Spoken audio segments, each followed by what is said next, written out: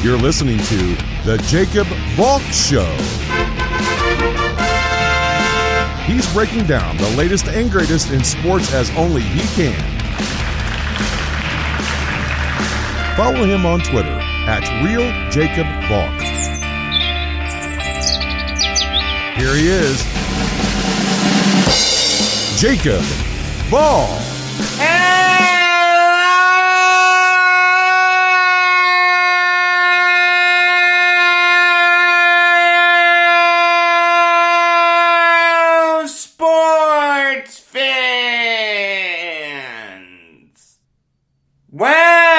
Welcome to another edition of the Jacob Valk Show. I am Jacob Valk, and there's a lot of NFL news to talk about. I'll start with the Browns cutting the former Jet, Sheldon Richardson. Kind of an interesting move because Richardson did have a good year last year for the Browns. 71.1 overall grade according to Pro Football Focus. He did have 6 sacks. And I always liked Sheldon Richardson with the Jets. Not to go too far down this rabbit hole, but he was traded right before the start of the 2017 season to the Seahawks. And the Jets got back Jermaine Kearse and a second rounder. The Jets did need a wide receiver. They had defensive line depth. That's why they did that trade. I didn't like not seeing Richardson with the Jets, but I understood it. But now he's been cut by the Browns, and it's kind of interesting. You can see some similarities with why Richardson got squeezed out of a Jet uniform and why Richardson got squeezed out of a Browns uniform. Going into the 2017 season, the Jets had Leonard Williams, Steve McClendon, and Muhammad Wilkerson. Then you look at the Browns, they signed Jadeveon Clowney and Malik Jackson. They have Andrew Billings coming back, who opted out of last year. There's no room for Richardson. Just like there was no room for Richardson with the Jets, there was no room for Richardson with the Browns. Now, Richardson should land on his feet. He's a very good player. A team like the Cowboys could use him. They could stand to improve their defensive line, along with every other position on defense. The Texans could go after him. Some team will sign Richardson.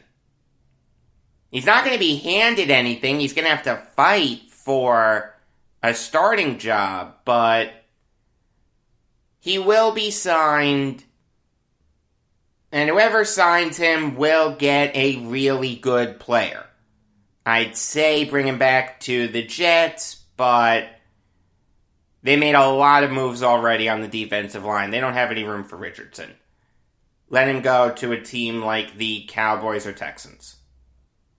Moving on now to the Bears signing Marquise Goodwin.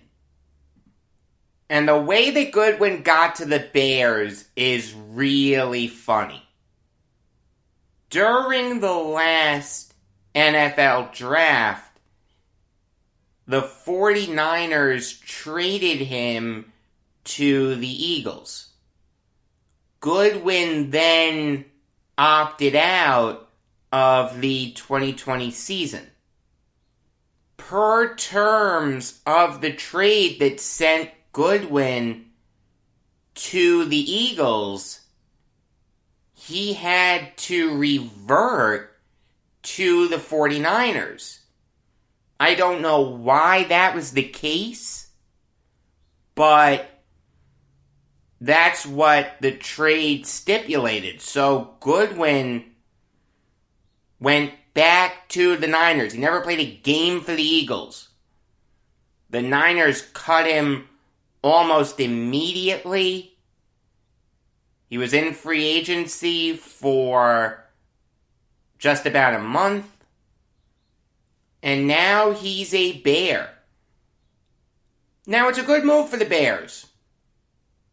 It makes a ton of sense. Outside of Allen Robinson, do they really have a good wide receiver? Darnell Mooney's solid, but he's not great. Anthony Miller's okay. Andy Dalton needs all the help he can get. So to bring in a guy who in 2017 had 56 catches for 962 yards and 2 touchdowns makes sense. Should Andy Dalton be the starting quarterback for the Bears? The answer is no. I fully expect the Bears to draft a quarterback. Maybe not in the first round, but certainly early in the draft.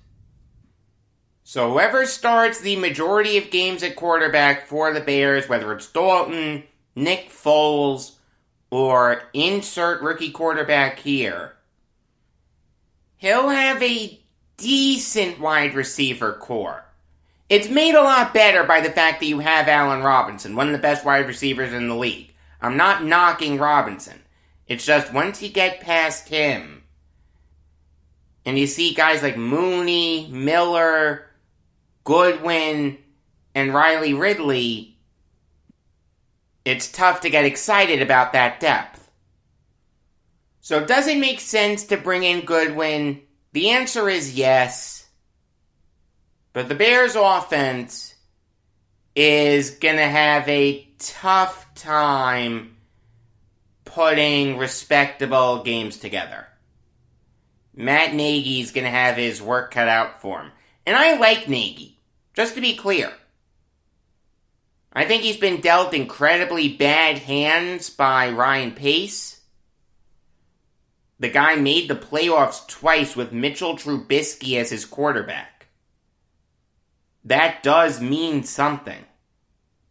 He led Trubisky to a Pro Bowl season in 2018. And now Nagy's been dealt another bad hand. I feel sorry for him. Moving on now to the Colts re-signing TJ Carey to a 1-year deal worth just over $2 million. And this is a really good move by the Colts. Carey had a really good year for them last year. A 70.8 overall grade, according to Pro Football Focus. I mean, I like Carey. If the Jets would have signed Carey, I would have been really happy. You take a look at the Colts corners, they have a solid group.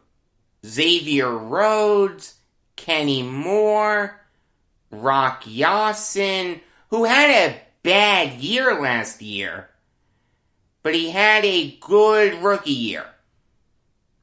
The sophomore slump is real. Let's see how Yassin can bounce back from it, but I think he will. I just want to state that for the record. I like Yassin. I liked him coming out of Temple. It's actually kind of funny. He was taken with one of the picks that the Jets traded to the Colts so that they could move up 3 spots to take Sam Darnold. The Colts used those picks on Yassin, Quentin Nelson, Braden Smith, and then they had the 49th overall pick, but they traded that to the Eagles The Eagles used that on Dallas Goedert. Meanwhile, the Colts ended up getting Kemoko Turay and Jordan Wilkins. And interestingly enough, that Goddard pick was a Seahawks pick that the Jets got by trading them Sheldon Richardson.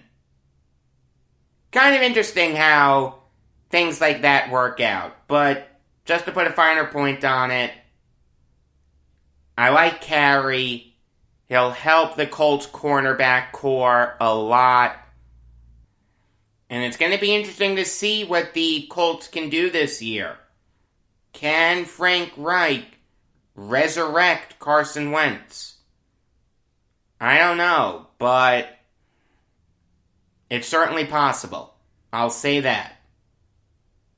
Alright, I've hit on the Jets a couple times today. Now it's time to go all in on them. An interesting report came out from Rich Cimini of ESPN. Robert Saleh wants to coach Richard Sherman again. As I've said numerous times, the Jets have a huge hole at corner. In fact, they have more than one hole at corner. They actually have 3. The 2 outside corner positions and nickel corner. So why hasn't it happened yet? I mean, the idea of Sherman becoming a Jet has been bandied about ever since Robert Saleh got the job. After the Jets missed out on guys like William Jackson and Ronald Darby, I thought it made sense. Sure, why not? Well, it seems like Douglas wants to wait until after the draft to decide whether he wants to sign Sherman or not. It's also worth noting that Sherman said on his podcast that he thought he was going to have to wait until after the draft to sign. But here's the thing.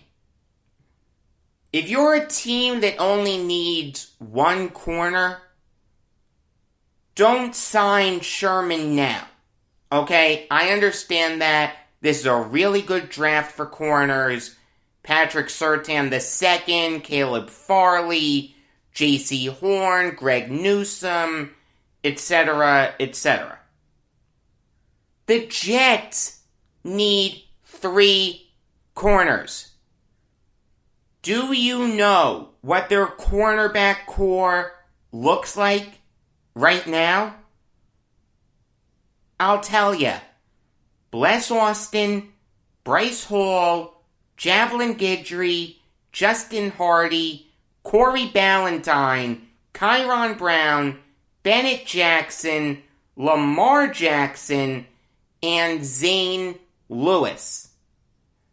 None of those guys, except Hall, Guidry, and Hardy, should be on the Jets next year. And even then, Justin Hardy should just be on special teams. You have glaring holes at that position. Let me ask you something. What sounds better to you? 2 rookie corners playing on the outside and bringing in Brian Poole to man nickel corner? Or having Sherman man one of those outside spots and drafting a guy like Newsome at 23. Maybe Caleb Farley, if you could get that lucky.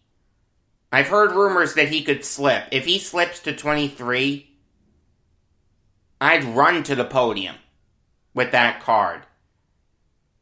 In fact, I wouldn't even be opposed to the Jets trading up a little bit to make sure they get him. It's a good draft for corners.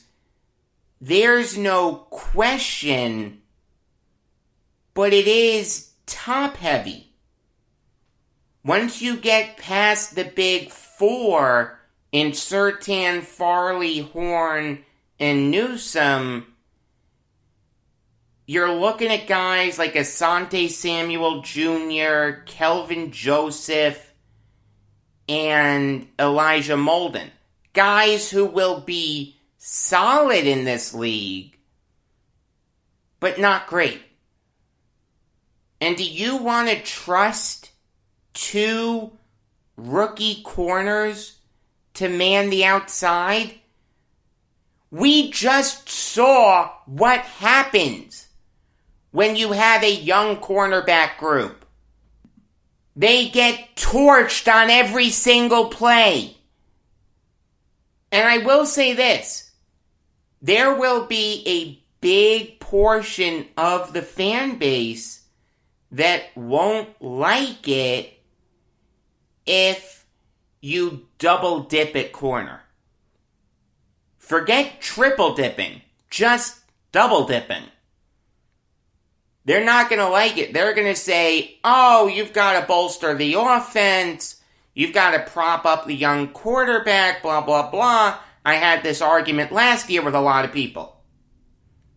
Would I be okay with double dipping at corner? The answer is yes. If the Jets go into the draft without making any other additions at corner, yes, I'm okay with it. See, if you're going to go all in on offense, basically what you're saying is you expect to win 38-35 games. Not even Trevor Lawrence would be able to do that in his rookie year. There does need to be a balance. You know, it's great if you have a guy like Farley manning one side, but if on the other side you have a guy like Bless Austin or Lamar Jackson, that guy's getting torched every play. So yeah, I have no problem with the Jets picking multiple corners if they don't make any other additions. But that's not my A1 scenario. I want them to sign Richard Sherman. I'm calling for it right now. The New York Jets should sign Richard Sherman tonight. That way you don't need to double dip. I don't like when teams double dip at positions in the draft. Are there some cases where it's okay? Yes, but usually I don't like it. If you sign Sherman, it frees you up to maybe draft a center like Landon Dickerson, if that's what you want to do. You could take an edge rusher if you want, like Chris Rumph II. I'm all for filling your holes in the draft if that's what you want to do, but there is a healthy balance between the draft and free agency. And if you have a former Super Bowl winner, a guy who once upon a time was probably the best cornerback in the NFL, and a future Hall of Famer saying, I want to play for your coach, you've got to make it happen. Sign Richard Sherman. I mean, I'll tell you, I don't want to wait until after the draft. What's to say that another team like the New Orleans Saints that were linked to Sherman at one point won't swoop in with a crazy offer? I mean, maybe Sherman says, you know what, I don't want to wait for the Jets. A bird in the hand is worth two in the bush. This offer looks really good. I'm going to New Orleans. I don't care that the Jets brought back Daniel Brown. That means nothing. Hallelujah, he's tight end depth. He's a solid special teamer. Doesn't matter. Sign Richard Sherman. You can't sign Alex Smith. He just retired. And there are some rumblings that the Jets could go into next year with Wilson, White, and Morgan as their quarterbacks. They may not add a veteran quarterback like Brian Hoyer. You can't tell me that you're done in free agency. That doesn't work for me. You have cap room. Use it. You've got just under $25 million in cap space, according to overthecap.com. I just don't understand these teams. They go on and on and on about how they have cap space and it gives us great flexibility to be aggressive. You know, we're going to go out and be big players. Then free agency hits. And yeah, the Jets made a couple big signings. Carl Lawson and Corey Davis were nice. But there's more there. Sheldon Rankins? You didn't need Sheldon Rankins. You didn't need Vinnie Curry. Sign some free agents that you know will improve your roster. Sign Richard Sherman. And sign Brian Hoyer. If you want to go deeper than that in the free agency class, fine. Mitchell Schwartz, Austin Ritter, Olivier Vernon, those guys would make sense. But the two guys who I want most are Sherman and Hoyer. Moving on now to the Bears, re-signing Tashaun Gibson to a 1-year deal. And this is a really good move for the Bears. Gibson and Eddie Jackson was a pretty solid safety duo for the Bears last year.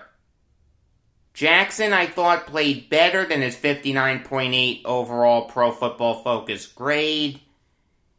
Gibson had a 67.6 overall grade. I thought that was very fair when I saw it. This doesn't help the Bears' offense, obviously. It goes without saying that there are a ton of question marks there. But bringing back a veteran like Gibson, who did make a Pro Bowl in 2014, will help the Bears roster. This move makes a ton of sense. Alright, now I'll give you some NHL Valk talk. And I'll start with the Jets signing Adam Lowry to a 5-year extension worth $16.25 mil. That is $3.25 mil per year. And I don't mind it. It makes sense. Lowry's having a good season for the Jets. 20 points in 45 games. He's a guy who will always give you anywhere from 20 to 30 points, plays good defense. He's a very, very good third-line center. He's one of the better third-line centers in the NHL. This may be a little bit of an overpay. Just a touch. 5 years, maybe a little too much to give him, and over $3 million a year. I don't think I would have gone that route, but I'm not going to kill it too much. I like Lowry. He's a good player. Good move by the Jets. Moving on now to the Coyotes signing Ilya Lyubushkin to a 1-year extension worth $1.35 million. And I don't get this. I don't think Lyubushkin is that good.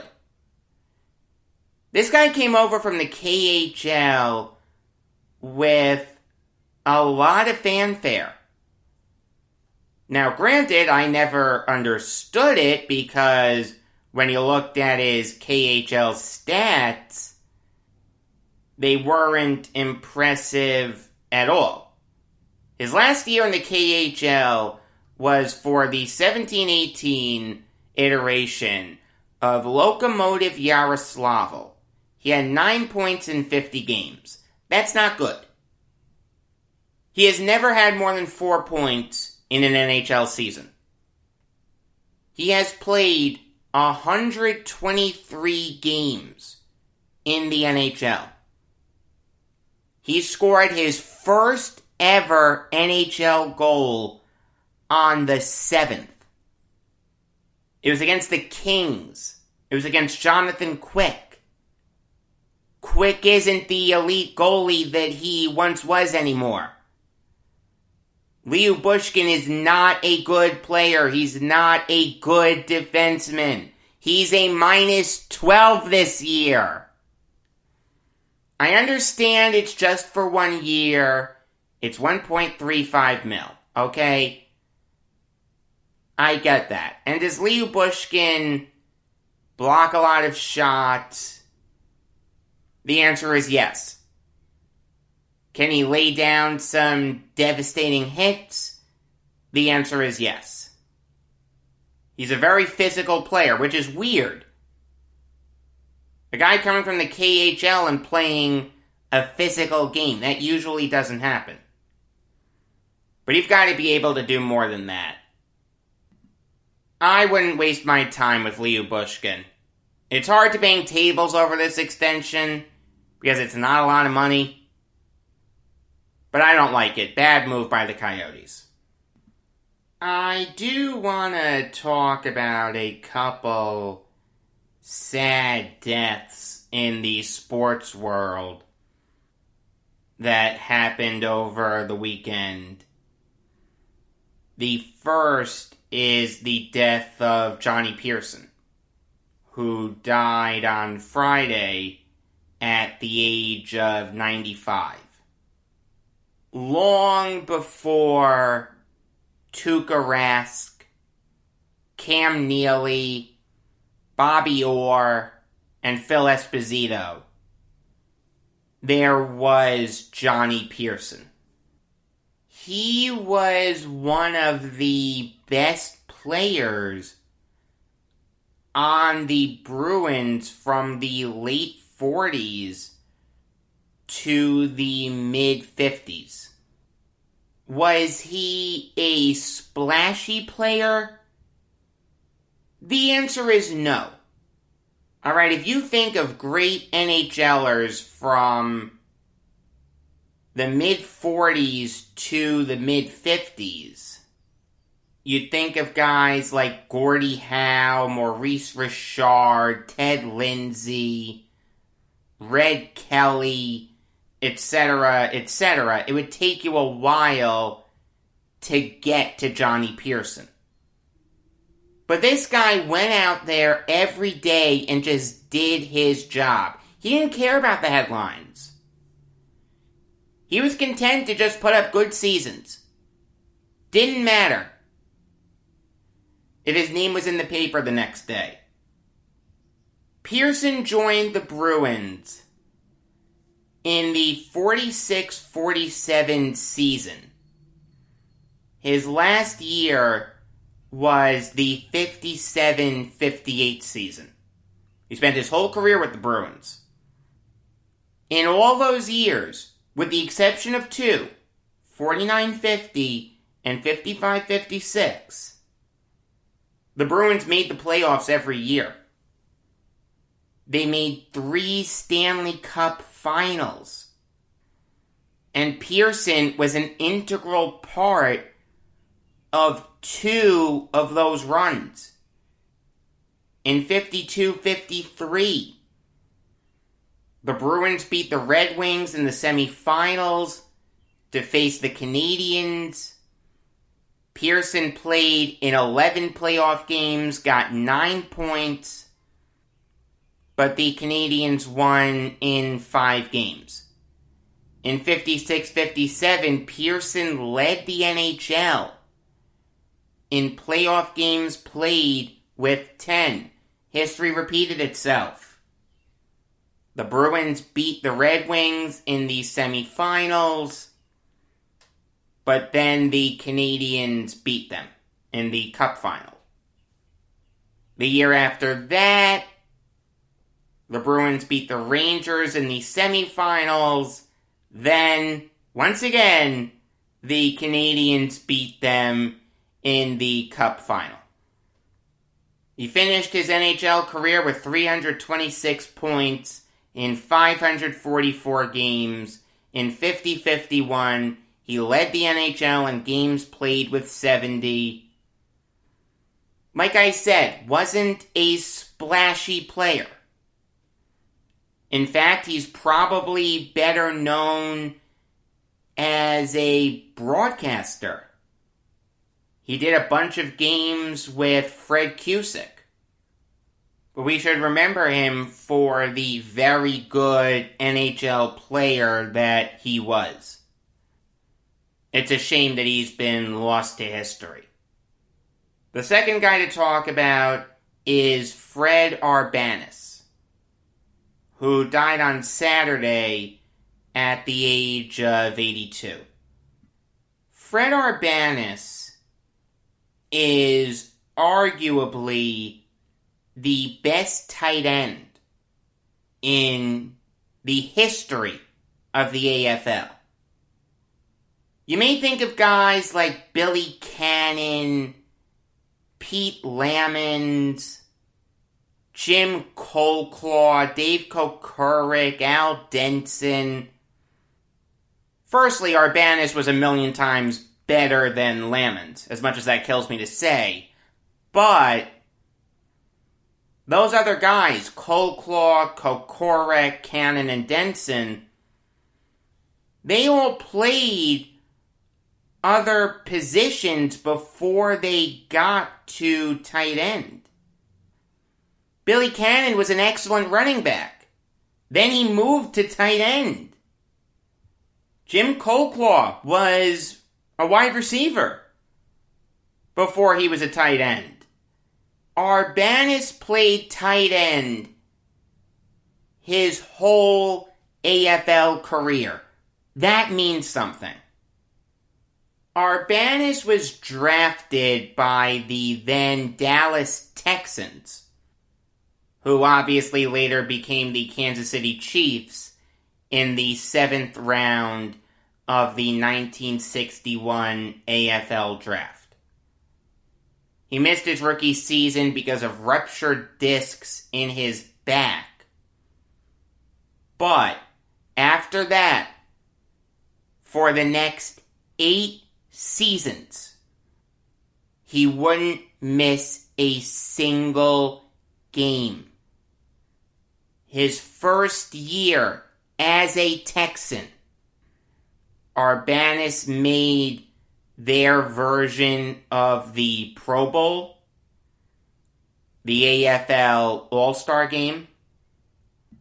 He had 29 catches for 469 yards and 6 touchdowns.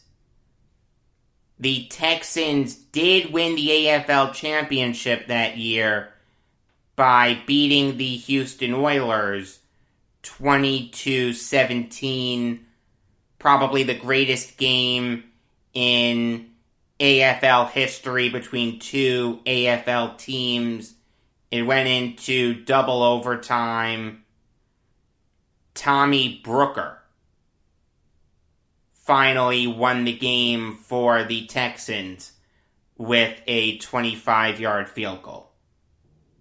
The year after that, the Texans moved to Kansas City and became the Chiefs.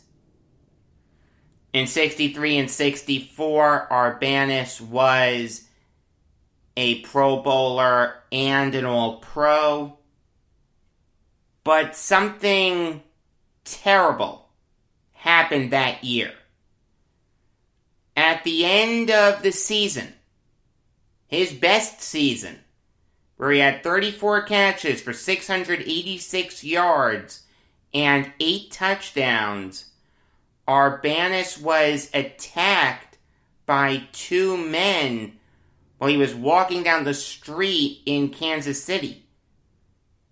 He became blind in one eye. He missed the All-Star game.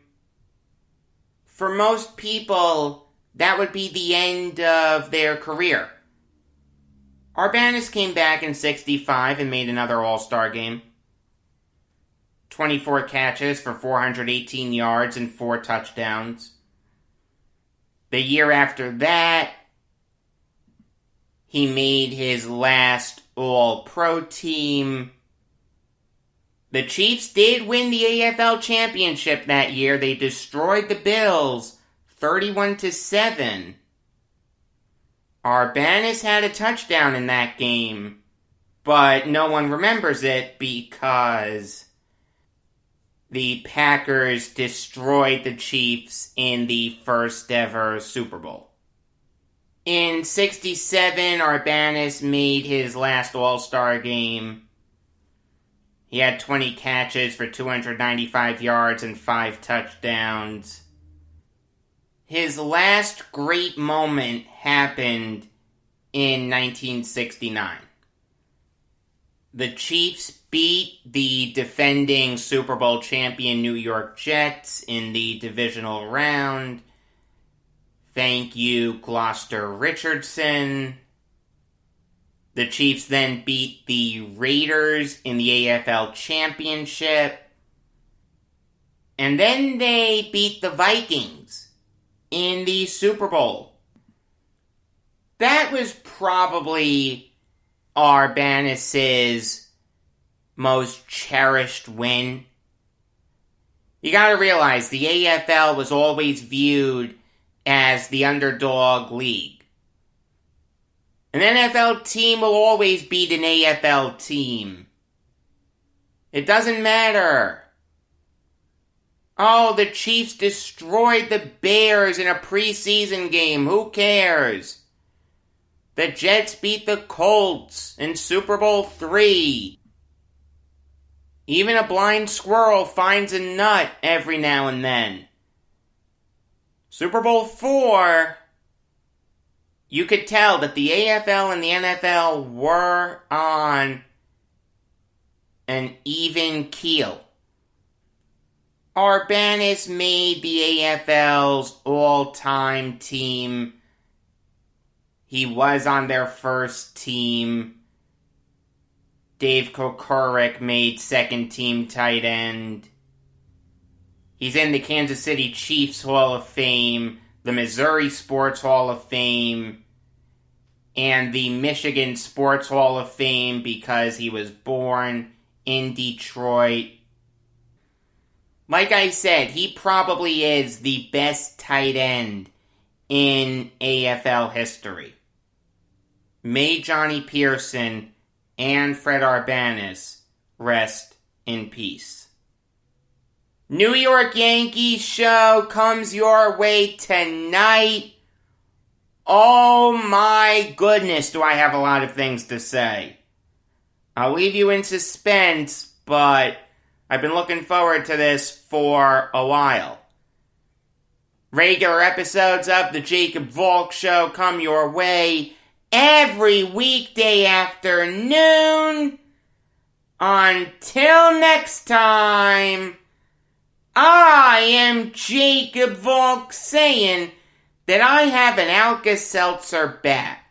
You know, plop plop fizz fizz? When the pitcher sees me walking up there, they say, "Oh, what a relief it is."